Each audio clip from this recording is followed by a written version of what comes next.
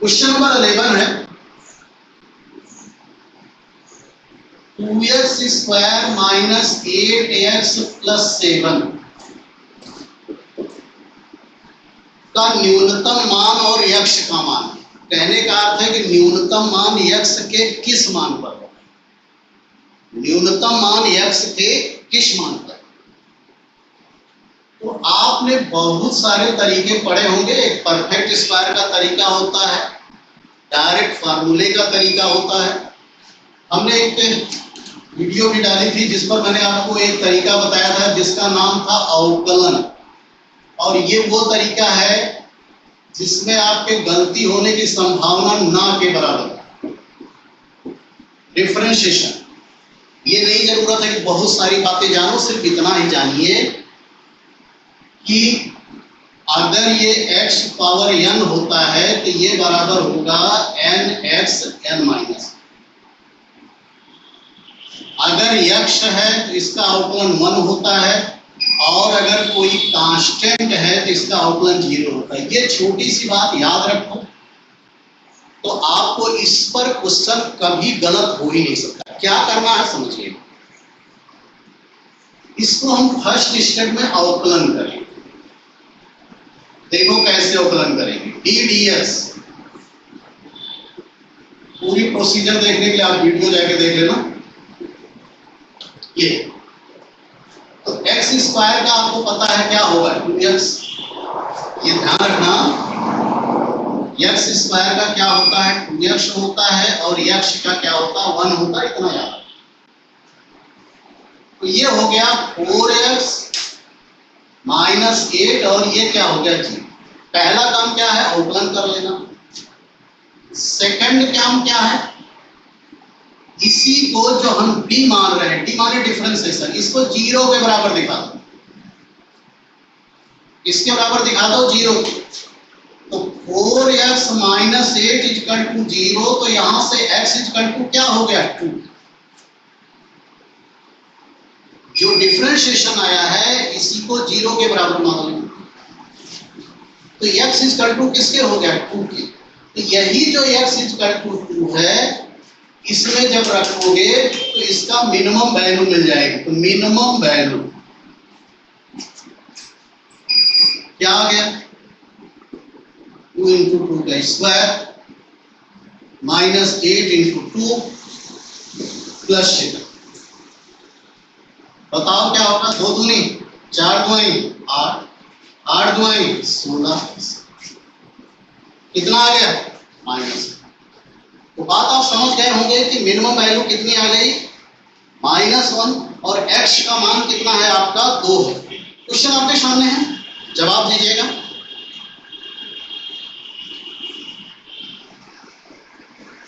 क्या है, log 2 बराबर दिया है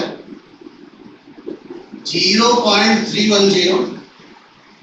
तो कह रहे हैं कि 0.04 की पावर 20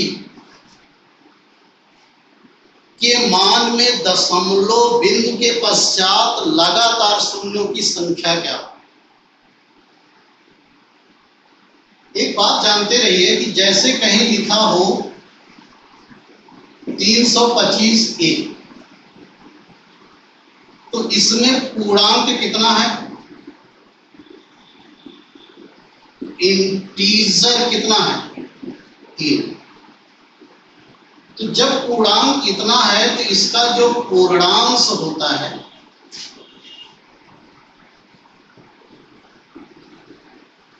कैरेक्टरिस्टिक्स, हमेशा पूर्णांक से 1 कम होता है। 3 ऋण 1 बराबर किसके हो गया, कहने का अर्थ है कि ये 3 है, तो यहां जब लाग लोगे तो ये होगा log a बराबर 2। 3 आपका ये पूर्णांक है, तो ये 2 पॉइंट। उसके बाद जब हम टेबल देखते हैं, ऐसे गिनती रहती है 11 12, तो यहाँ 32 है, और यहाँ भी होता है 0 1 2 3 4 5। तो 32 के सामने और 5 के नीचे कुछ वैल्यू यहाँ आती है, और इसी वैल्यू को हम क्या कहते हैं, दशमलवांश कहते हैं। जो लोग नहीं जानते वो समझ लें, इसीलिए मैं बता रही हूँ, जिसको आप मेंटिशा कहते हैं। मैं क्या कहना चाह रहा हूं उसे कुछ और। अगर ये 3 डिजिट है तो पूर्णांक कितना आ गया, 2 आ गया। लेकिन अगर यही आपका ये हो जाता कि 3.25, तो दशमलव के पहले कितना डिजिट है, दशमलव के पहले 1 डिजिट है, उसी को हम पूर्णांक मानेंगे। तो जब इसको आप लिखोगे तो ये 1 अंक, तो 1 में से 1 घटाओगे तो क्या आएगा, 0 और ये जो मेंटिशा होगा, दशमलवांश होगा, वो यही होगा जो इसका, क्योंकि संख्या 1 है। अगली बात समझिए, लेकिन अगर यही हमारा 0.325 कर देगा तो दशमलव के पहले एक भी पूर्णांक नहीं है, इसलिए यहां पर जो पूर्णांश आएगा वो क्या है, स्वाभाविक है 0-1, अर्थात ये क्या हो गया, अंक 1 भी नहीं है, तो 0-1 कितना आ गया, -1 बार आएगा, -1 बार आएगा। इसी तरीके से अब अगर ये हो जाता a = 0.0325, तो ऐसे ये बढ़ता जाएगा। हम क्वेश्चन पर आते हैं, कई लोग क्वेश्चन का जवाब दे चुके होंगे, हम उनके लिए बता रहे थे जो नहीं जानते। आइए हम क्वेश्चन पर आते हैं। तो ये a बराबर है, ये हो गया log a बराबर 20 log 0.0। इसको क्या लिख सकते हो, 0.2 का स्क्वायर, तो ये हो जाएगा 40 log 0. अरे हाथ है तो इधर आ जाएगा। अब इसको समझो, ये जो 0.2 है इसको लिख दो log 2/10, तो ये आ जाएगा 40 log 2 - log 10। एक कंफ्यूजन आपको हमेशा रहता है, यहां बहुत ध्यान से समझना है, अदरवाइज गलती करोगे ही करोगे, आंसर भरे रहेगा। 40 log 2 की वैल्यू रखो, log 2 की वैल्यू कितनी है, 0.301 है। log 10 की वैल्यू कितनी होती है, 1 होती है। अब यहां पर ये मेंटिशा है और ये कैरेक्टरिस्टिक्स है, यही समझना है, और इसी में आप घटाव का करके गलती करते हो। तो इसको पहले पूरा करो, 4 × 4, 4 0 0, 4 × 12 0, 1 0, देखो 4 0 0, 4 × 4 0, 4 × 12 और 1 0 ये ऋण कितना है, 40। कितने अंक वाला डेसिमल है, यहां है, ये ध्यान दो। कभी भी मेंटिशा नहीं घटता है, तो ये आपका 12 है, ये ऋण 40 है, तो ये हो जाएगा 0.0400 और माइनस किसके, 20।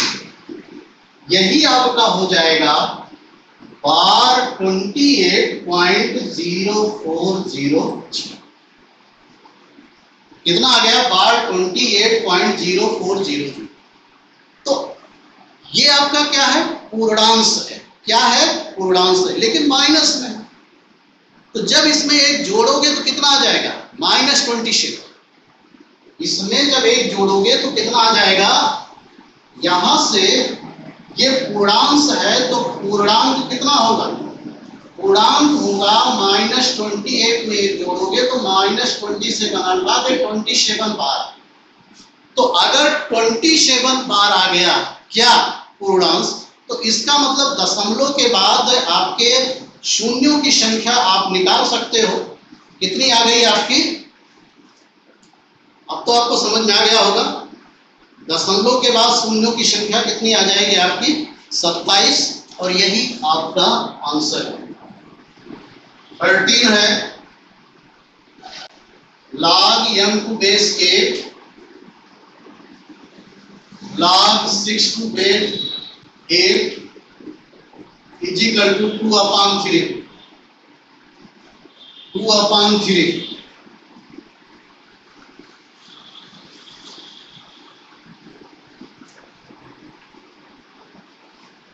तो इसको तो आप लगा सकते हो ऐसे, क्या हो जाएगा log 6m to base 8 is equal to 2/, जैसे कहीं लिखा हो log x to base is equal to m, तो e power m is equal to किसके होता है x, तो 8 की पावर 2/3 is equal to किसके हो गया 6।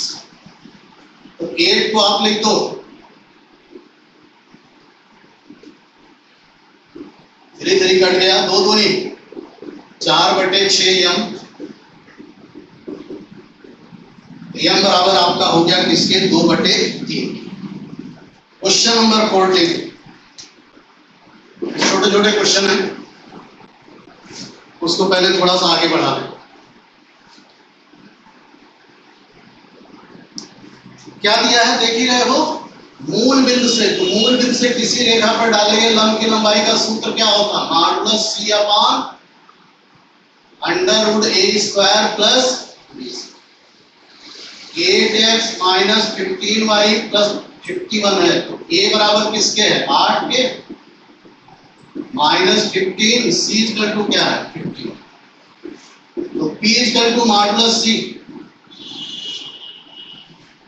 51 अपॉन √8 का वर्ग धन 15 का वर्ग, उम्मीद करते हैं इसको लगा ही लोगे 51/17 कितना आ गया 3 इकाई। कह रहा कि P का मान होगा अगर संगामी है तो 3 रेखाएं हैं, तो जो रेखाएं आपको वैसे दी गई हैं उनका कटान बिंदु निकाल लो जिसमें P नहीं है। क्वेश्चन आपके सामने आ रहा होगा, आप देखिएगा। तो x इक्वल टू क्या हो गया 1, यहां से निकालो 3 × 1 plus y minus 2 equal to 0, तो यहां से क्या हो गया y इक्वल टू -1। तो ये बताएं p की वैल्यू पूछ रहा, क्वेश्चन क्या है px plus 2y minus 3 equal to 0, तो p इंटू x की वैल्यू 1 है, 2y की वैल्यू -1 है, -3, और आप सॉल्व कर ले p इक्वल टू किसके हो गया 5, p इक्वल टू किसके हो गया 5 के। उम्मीद करते हैं कि बात आपको समझ में